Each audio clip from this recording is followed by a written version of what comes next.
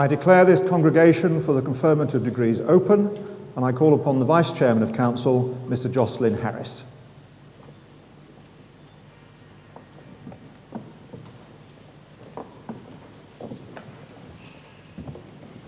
Please do sit down, make yourselves comfortable.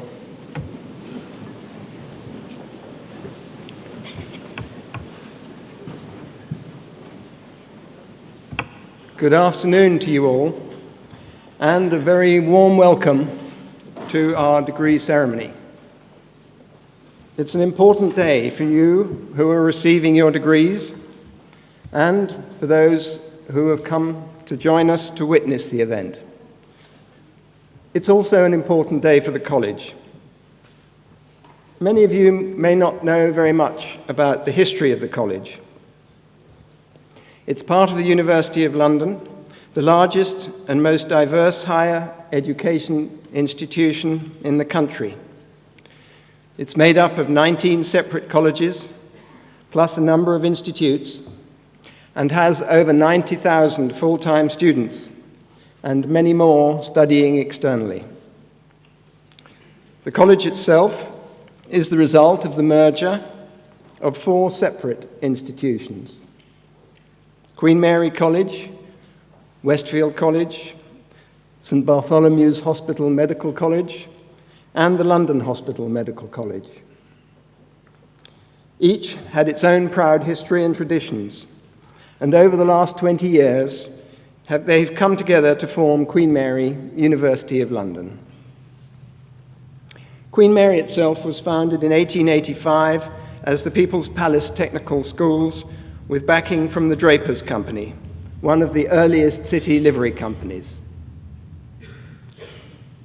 It grew and in 1902 was renamed the East London College.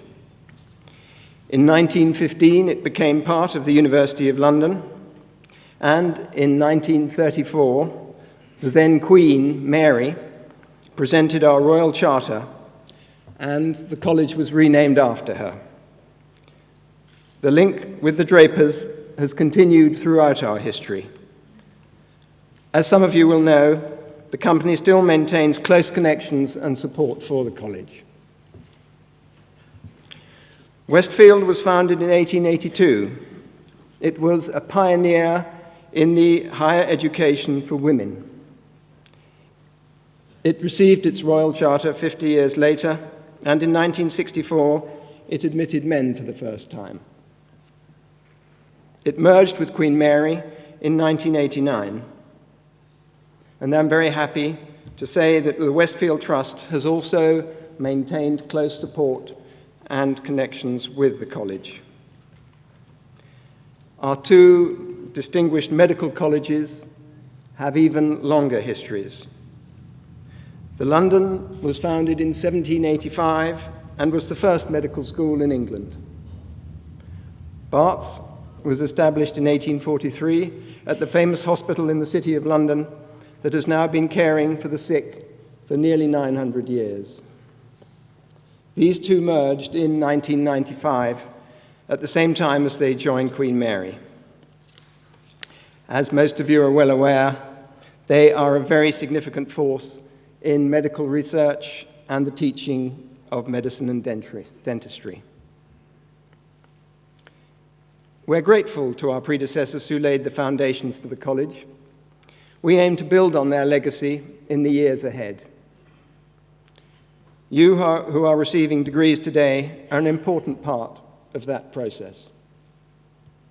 You are beneficiaries of their legacy, and each of you adds to the achievements of the college. It is wonderful that so many of your families and friends have joined us today. Your presence and support is important in making this a memorable occasion. I hope that after the ceremony, you'll make sure you see at least some of this, our Mile End campus. It has developed impressively in recent years. We've built a student village and many new facilities for the 21st century, including a health and fitness center.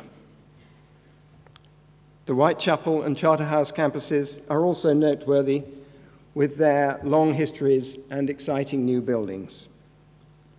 But that is by no means the end of the story. In the recent past, we acquired space in Lincoln's Inn Fields for our Centre for Commercial Law Studies. A new humanities building is now taking shape on the Mile End Road, and the new Innovation Centre is advancing in Whitechapel.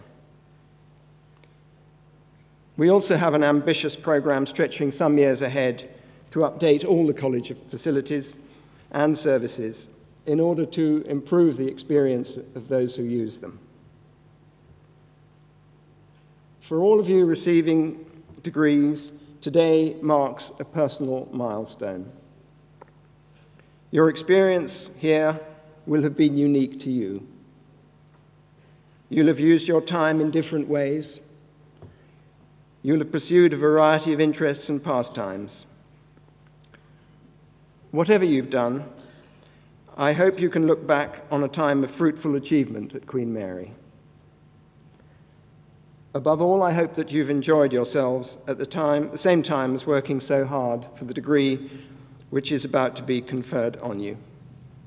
Warmest congratulations to you all. Now you are starting on another chapter in your lives. You'll be able to enjoy the advantage, shoulder the responsibility, and develop the opportunities which your new status confers on you. Although there are many of you, this afternoon's ceremony is very personal for each of you. Shortly, you'll be invited to the platform to receive your degree. Though the moment for each is brief, it is a vital formal step in the acquisition of your new status. I hope each one of you will feel that we are all focusing on you and what you have achieved. You are not graduating en masse, but as individuals. And family and friends, you who have come to give your support, I hope you will feel a particular sense of satisfaction as you see your own candidate come to the platform. The procedure has to be formal because it's no light matter to confer or have conferred a degree from the University of London. I trust that the formality will not dim the sense of pleasure we all feel, but will rather increase the sense of achievement to which you are very properly entitled. After you've left the college, I hope you'll maintain your links with us and with the friends you have made here. I value and enjoy my links with Queen Mary. I hope you will too for many years to come. Our Alumni Association is always ready to help everyone stay in touch. I wish you all the very best of luck in the years ahead.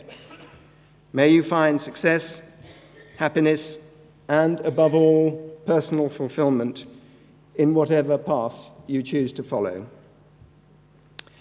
Nurture wisdom and harmony in your lives. Wisdom comes from finding and embracing the truth, your own truth, in whatever you do. Harmony from developing honest relationships with all those with whom you come into contact and with the world around you. I hope that you will all find worthwhile and rewarding careers and will, in your own unique ways, help to make this world a better place for those who follow you. Thank you very much.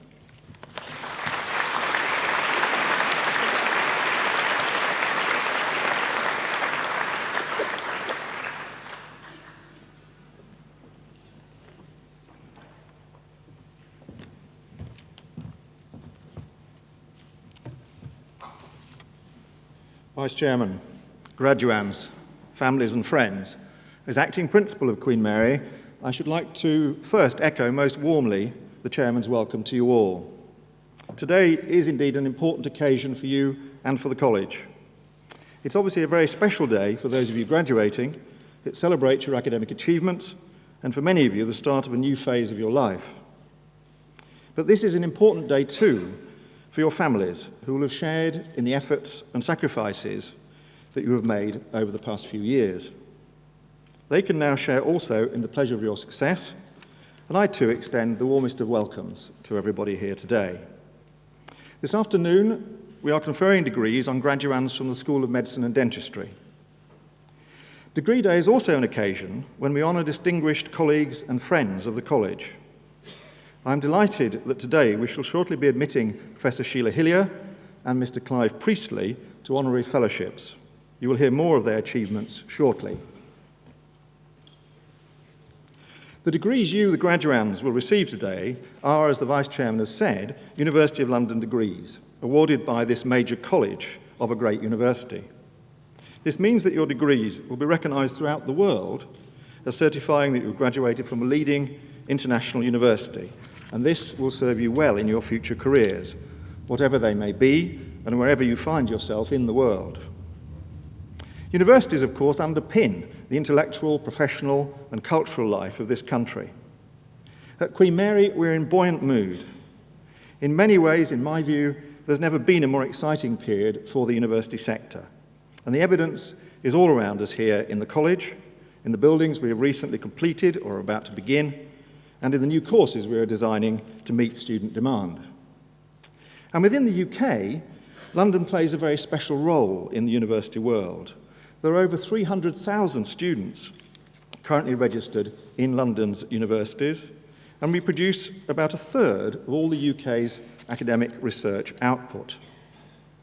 Today, the university sector in the UK is very diverse. 25 years ago, there were just 50 universities, with just 1 in 17 of the population going on to higher education. Now we have 3 times as many degree-awarding institutions, and over 40% of the age cohort goes on to universities now. And this rate, of course, the government is hoping to increase to 50% in due course. So within this very diverse UK higher education sector, the nature, flavour, profile and image of each institution is, of course, very different. And Queen Mary has a rather special character of its own, as the Vice Chairman has indicated, tracing its distinguished history into the 19th century and before. First, we are a research-led university, which means that our academic staff are known and respected regionally, nationally and internationally as experts in their fields and as leading researchers, teachers and professional practitioners. Like all universities, we value indeed the links between research, finding things out, and our teaching. And we value openness, freedom of expression, and tolerance for the views of others. The purpose of higher education is the education and empowerment of the individual and the development of those skills that are so important both to personal fulfillment and to the wider society and economy. We've been enormously successful in recent years in attracting to Queen Mary a number of leading researchers from other universities, adding to our many existing strengths. In the recent National Assessment of Research Quality in the United Kingdom, our School of Medicine and Dentistry ranked amongst the very top schools in the UK. And this college as a whole ranked 11th in the UK out of more than 130 higher education institutions. The number of world-class teachers and researchers we employ is now 25% higher than it was 5 years ago. And this will further enhance our national and international reputation. Now, the international character of Queen Mary is also reflected in our student population. We currently have students from well over 120 different countries, giving us one of the UK's most culturally vibrant student communities and enhancing the learning experience of all of our students. But at the same time, as aspiring to the highest levels of national and international excellence in teaching and research, the college has never lost sight of its particular location in the City and East End of London. The needs of the local community and the responsibility of the institution to contribute to that community, both academically and socially. In particular, and not least in the School of Medicine and Dentistry, we're involved in a number of networks and activities directed at raising educational expectations and the skills base of the local community. This is an important agenda, both for the local economy and for the lives of our local citizens. The university world is increasingly competitive, and institutions like Queen Mary must therefore always continue to invest in innovation. And we have not only laid stress in recent years on academic innovation, but we've also sought to transform the physical environment of our Queen Mary campuses. Here at Mile End, as the Vice Chairman has described, we've had a major capital building programme which is still ongoing. And in the School of Medicine and Dentistry, we have the wonderful Blizzard building in Whitechapel, and we've refurbished almost all of the buildings in the Whitechapel and Charterhouse Square campuses. Moreover, we're able now to invest a further £70 million over the next 3 years to continue to improve the facilities for both teaching and research on all of our campuses. This is what I mean by being in buoyant mood. These are just some reflections of Queen Mary's important role as a key player in the economic regeneration of this part of London. As an employer, an investor in major buildings, and through our many thousands of students and staff, as purchasers of local goods and services. Now, with plans moving ahead rapidly for the Olympic Games, whose main site will be just 20 minutes up the road from this campus, there will be an even greater focus in the years ahead on local economic regeneration and investment in cultural, health and sporting facilities. We are very proud, therefore, of what we have achieved in recent years at this college. Our research achievements, our wonderful new buildings, our role in the regeneration of London are all a source of much pride and pleasure to us in the college. But even more importantly, our long-term pride and pleasure rests on the past and future achievements of our graduates and the mark that they will make upon the world, which is why this afternoon's rite of passage is so very important. I remarked earlier on the nature of this importance for both staff and students, and of course we take great pleasure in graduates' achievements. We are immensely proud of you all, but of course we are bidding most of you farewell today, and we shall miss you. The formal education you have received will serve you well, as will the friendships you have made and the less formal education that comes from living in one of the world's greatest cities. So like the Vice Chairman, I wish to stress to you that your connection with the college does not end at this point. You remain a member, and I urge you to keep in contact. On behalf of everyone at Queen Mary, therefore, my very best wishes to you all for the future. Thank you.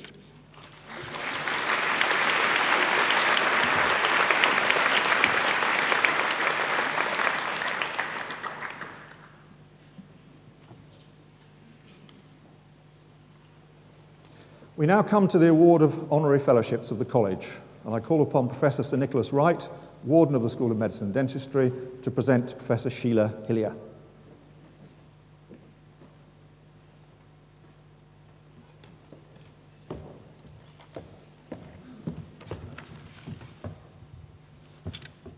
Chairman, Acting Principal, ladies and gentlemen, I present Professor Sheila Hillier. Sheila Hillier is a woman of remarkably eclectic interests and achievements.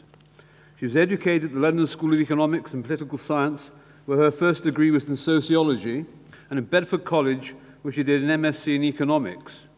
She received her PhD from the London Hospital Medical College in 1986.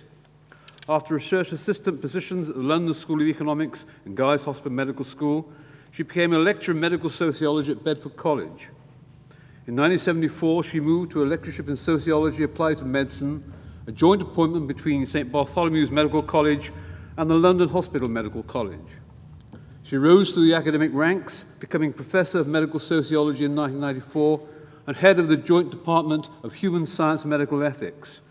When our school was formed, Professor Hillier became head of the Division of Community Sciences at the new Barts in the London Queen Mary's School of Medicine and Dentistry.